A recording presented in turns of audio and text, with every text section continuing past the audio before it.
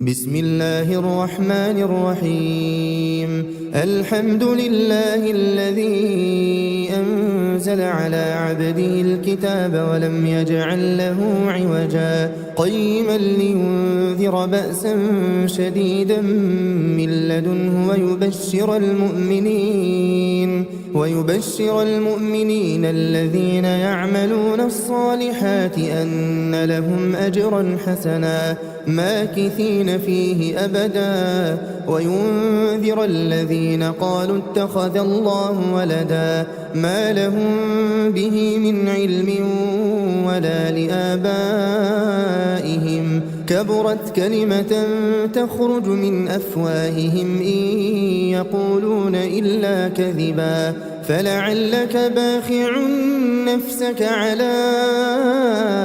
آثارهم إن لم يؤمنوا بهذا الحديث أسفا إنا جعلنا ما على الأرض زينة لها لنبلوهم أيهم أحسن عملا وإنا لجاعلون ما عليها صعيدا جرزا أم حسبت أن أصحاب الكهف والرقيم كانوا من آياتنا عجبا إذ أوى الفتية إلى الكهف فقالوا ربنا آتنا من لدنك رحمة وهيئ لنا من أمرنا رشدا فضربنا على آذانهم في الكهف سنين عددا ثم بعثناهم لنعلم أي الحزبين أحصى لما لبثوا أمدا نحن نقص عليك نبأهم بالحق إنهم فتية آمنوا بربهم وزدناهم هدى وربطنا على قلوبهم إذ قاموا فقالوا ربنا رب السماوات والأرض لن ندعو من دونه إلها لقد قلنا إذا شططا هؤلاء قومنا اتخذوا من دونه آلهة لولا يأتون عليهم بسلطان بين فمن أظلم ممن افترى على الله كذبا وإذ اعتزلتموهم وما يعبدون إلا الله فأووا إلى الكهف ينشر لكم ربكم من رحمته ويهيئ لكم من أمركم مرفقا وترى الشمس إذا طلعت تزاور عن كهفهم ذات اليمين وإذا غربت تقرضهم ذات الشمال وهم في فجوة منه ذلك من آيات الله من يهد الله فهو المهتد ومن يضلل فلن تجد له وليا مرشدا وتحسبهم أيقاظا وهم رقود ونقلبهم ذات اليمين وذات الشمال وكلبهم باسط ذراعيه بالوصيد لو اطلعت عليهم لوليت منهم فرارا ولملئت منهم رعبا وكذلك بعثناهم ليتساءلوا بينهم قال قائل منهم كم لبثتم قالوا لبثنا يوما أو بعض يوم قالوا ربكم أعلم بما لبثتم فابعثوا أحدكم بورقكم هذه إلى المدينة فلينظر أيها أزكى طعاما فليأتكم برزق منه وليتلطف ولا يشعرن بكم أحدا إنهم إن يظهروا عليكم يرجموكم أو يعيدوكم في ملتهم ولن تفلحوا إذا أبدا وكذلك أعثرنا عليهم ليعلموا أن وعد الله حق وأن الساعة لا ريب فيها إذ يتنازعون بينهم أمرهم فقالوا بنوا عليهم بنيانا ربهم أعلم بهم قال الذين غلبوا على أمرهم لنتخذن عليهم مسجدا سيقولون ثلاثة رابعهم كلبهم ويقولون خمسة سادسهم كلبهم رجما بالغيب ويقولون سبعة وثامنهم كلبهم قل ربي أعلم بعدتهم ما يعلمهم إلا قليل فلا تمار فيهم إلا مراء ظاهرا ولا تستفت فيهم منهم أحدا ولا تقولن لشيء إني فاعل ذلك غدا إلا أن يشاء الله واذكر ربك إذا نسيت وقل عسى أن يهديني ربي لأقرب من هذا رشدا ولبثوا في كهفهم 300 سنين وازدادوا 9 قل الله أعلم بما لبثوا له غيب السماوات والأرض أبصر به وأسمع ما لهم من دونه من ولي ولا يشرك في حكمه أحدا واتل ما أوحي إليك من كتاب ربك لا مبدل لكلماته ولن تجد من دونه ملتحدا واصبر نفسك مع الذين يدعون ربهم بالغداة والعشي يريدون وجهه ولا تعد عيناك عنهم تريد زينة الحياة الدنيا ولا تطع من أغفلنا قلبه عن ذكرنا واتبع هواه وكان أمره فرطا وقل الحق من ربكم فمن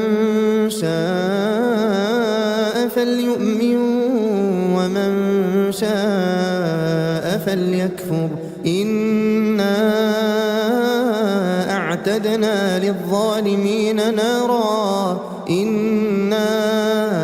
أعتدنا للظالمين نارا أحاط بهم سرادقها وإن يستغيثوا يغاثوا بماء كالمهل يشوي الوجوه بئس الشراب وساءت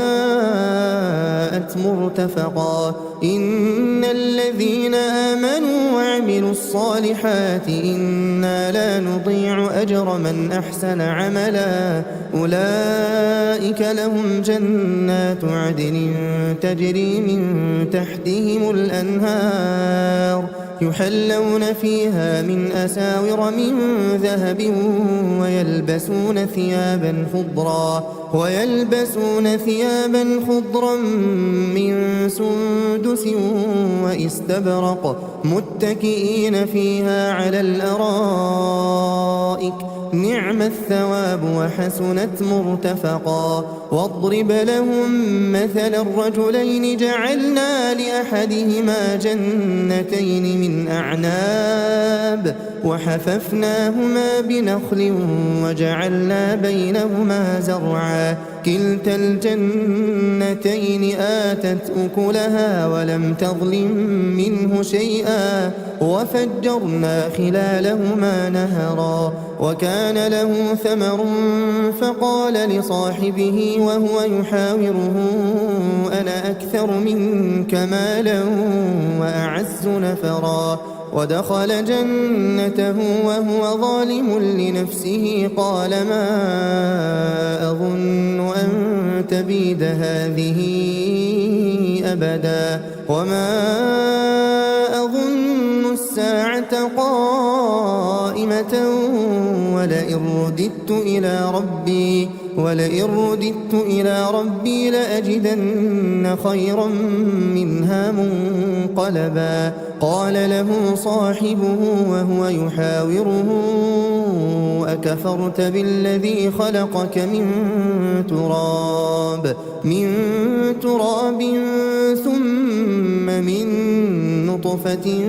ثم سواك رجلا لكن هو الله ربي ولا أشرك بربي أحدا ولولا إذ دخلت جنتك قلت ما شاء الله لا قوة إلا بالله إن ترني أنا أقل منك مالا وولدا فعسى ربي أن يؤتيني خيرا من جنتك ويرسل عليها حسبانا من السماء فتصبح صعيدا زلقا أو يصبح ماؤها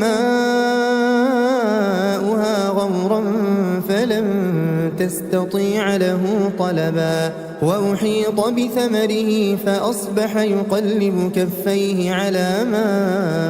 أنفق فيها وهي خاوية على عروشها ويقول يا ليتني لم أشرك بربي أحدا ولم تكن له فئة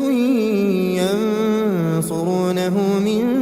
دون الله وما كان منتصرا هنالك الولاية لله الحق هو خير ثوابا وخير عقبا واضرب لهم مثل الحياة الدنيا كماء إن أنزلناه من السماء فاختلط به نبات الأرض فأصبح هشيما تذروه الرياح وكان الله على كل شيء مقتدرا المال والبنون زينة الحياة الدنيا والباقيات الصالحات خير عند ربك ثوابا وخير أملا ويوم نسير الجبال وترى الأرض بارزة وحشرناهم فلم نغادر منهم أحدا وعرضوا على ربك صفا لقد جئتمونا كما خلقناكم أول مرة بل زعمتم أن لن نجعل لكم موعدا ووضع الكتاب فترى المجرمين مشفقين مما فيه ويقولون يا ويلتنا ما لهذا الكتاب لا يغادر صغيرة ولا كبيرة إلا أحصاها ووجدوا ما عملوا حاضرا ولا يظلم ربك أحدا وإذ قلنا للملائكة اسجدوا لآدم فسجدوا إلا إبليس كان من الجن ففسق عن أمر ربه أفتتخذونه وذريته أولياء من دوني وهم لكم عدو بئس للظالمين بدلا ما أشهدتهم خلق السماوات والأرض ولا خلق أنفسهم وما كنت متخذ المضلين عضدا ويوم يقول نادوا شركائي الذين زعمتم فدعوهم فلم يستجيبوا لهم وجعلنا بينهم موبقا ورأى المجرمون النار فظنوا أنهم مواقعوها ولم يجدوا عنها مصرفا ولقد صرفنا في هذا القرآن للناس من كل مثل وكان الإنسان أكثر شيء جدلا وما منع الناس أن يؤمنوا إذ جاءهم الهدى ويستغفروا ربهم إلا أن تأتيهم سنة الأولين أو يأتيهم العذاب قبلا وما نرسل المرسلين إلا مبشرين ومنذرين ويجادل الذين كفروا بالباطل ليدحضوا به الحق واتخذوا آياتي وما أنذروا هزوا ومن أظلم ممن ذكر بآيات ربه فأعرض عنها ونسي ما قدمت يداه إنا جعلنا على قلوبهم أكنة أن يفقهوه وفي آذانهم وقرا وإن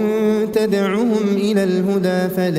يهتدوا إذا أبدا وربك الغفور ذو الرحمة لو يؤاخذهم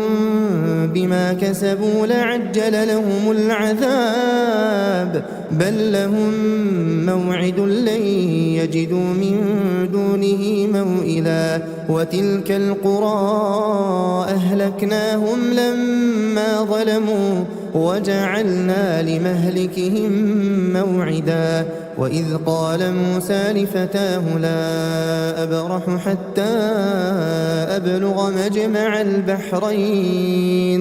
حتى أبلغ مجمع البحرين أو أمضي حقبا فلما بلغا مجمع بينهما نسيا حوتهما فاتخذ سبيله في البحر سربا فلما جاوزا قال لفتاه آتنا غداءنا لقد لقينا من سفرنا هذا نصبا قال أرأيت إذ أوينا إلى الصخرة فإني نسيت الحوت وما أنسانيه إلا الشيطان أن أذكره واتخذ سبيله في البحر عجبا قال ذلك ما كنا نبغي فارتدا على آثارهما قصصا فوجدا عبدا من عبادنا آتيناه رحمة من عندنا وعلمناه من لدنا علما قال له موسى هل أتبعك على أن تعلمني مما علمت رشدا قال إنك لن تستطيع معي صبرا وكيف تصبر على ما لم تحط به خبرا قال ستجدني إن شاء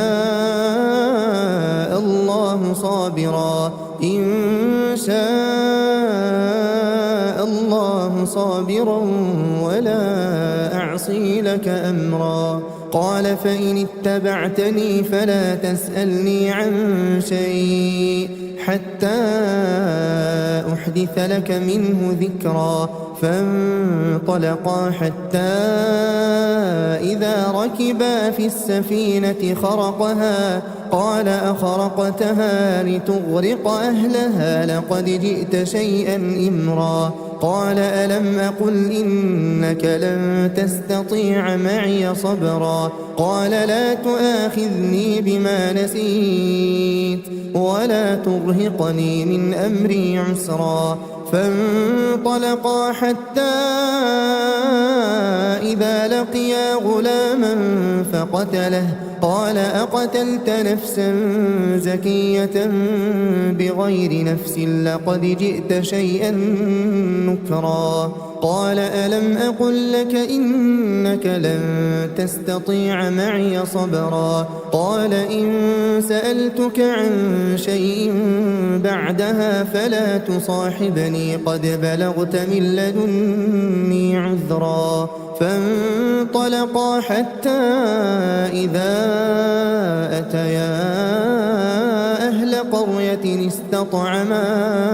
أهلها فأبوا أن يضيفوهما فوجدا فيها جدارا يريد أن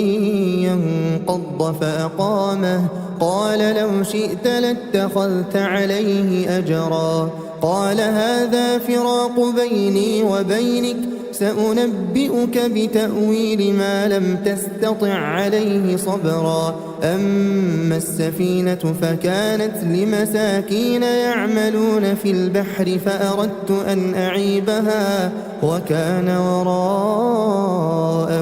ملك يأخذ كل سفينة غصبا وأما الغلام فكان أبواه مؤمنين فخشينا أن يرهقهما طغيانا وكفرا فأردنا أن يبدلهما ربهما خيرا منه زكاة وأقرب رحما وأما الجدار فكان لغلامين يتيمين في المدينة وكان تحته كنز لهما وكان أبوهما صالحا فأراد ربك أن يبلغا أشدهما ويستخرجا كنزهما رحمة من ربك وما فعلته عن أمري ذلك تأويل ما لم تسطع عليه صبرا ويسألونك عن ذي القرنين قل سأتلو عليكم منه ذكرا إنا مكنا له في الأرض وآتيناه من كل شيء سببا فأتبع سببا حتى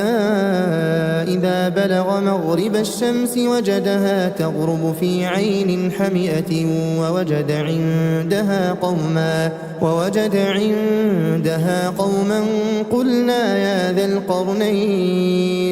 قلنا يا ذا القرنين إما أن تعذب وإما أن تتخذ فيهم حسنا قال أما من ظلم فسوف نعذبه ثم يرد إلى ربه فيعذبه عذابا نكرا وأما من آمن وعمل صالحا فله جزاء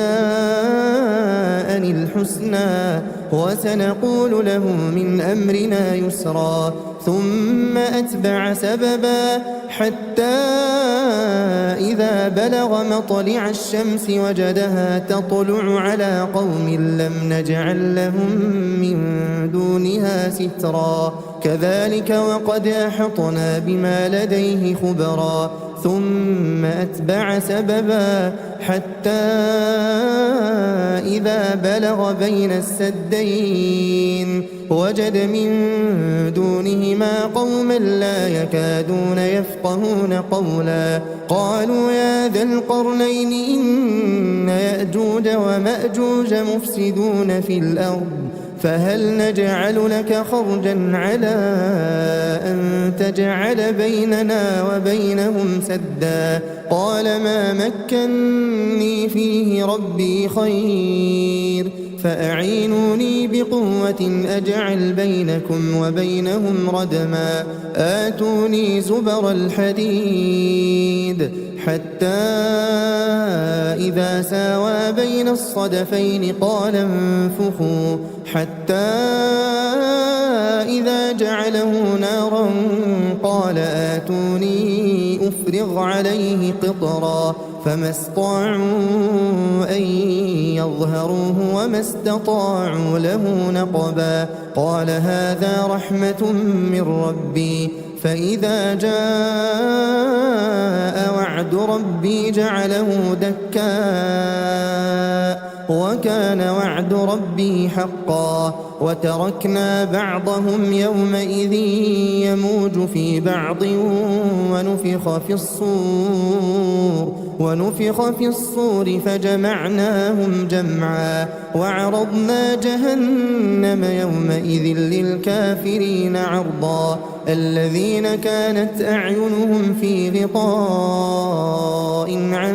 ذكري وكانوا لا يستطيعون سمعا أفحسب الذين كفروا أن يتخذوا عبادي من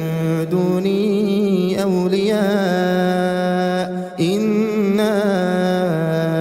وأعتدنا جهنم للكافرين نزلا قل هل ننبئكم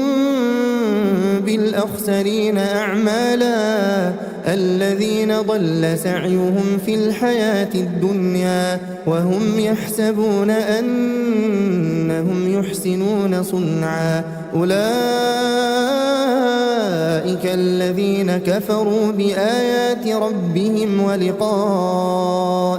فحبطت أعمالهم فلا نقيم لهم يوم القيامة وزنا ذلك جزاؤهم جهنم بما كفروا واتخذوا آياتي ورسلي هزوا إن الذين آمنوا وعملوا الصالحات كانت لهم جنات الفردوس نزلا خالدين فيها لا يبغون عنها حولا قل لو كان البحر مدادا لكلمات ربي لنفد البحر قبل أن تنفد كلمات ربي ولو جئنا بمثله مددا قل إنما أنا بشر مثلكم يوحى إلي أنما إلهكم إله واحد فمن كان يرجو لقاء ربه فليعمل عملا صالحا ولا يشرك بعبادة ربه أحدا.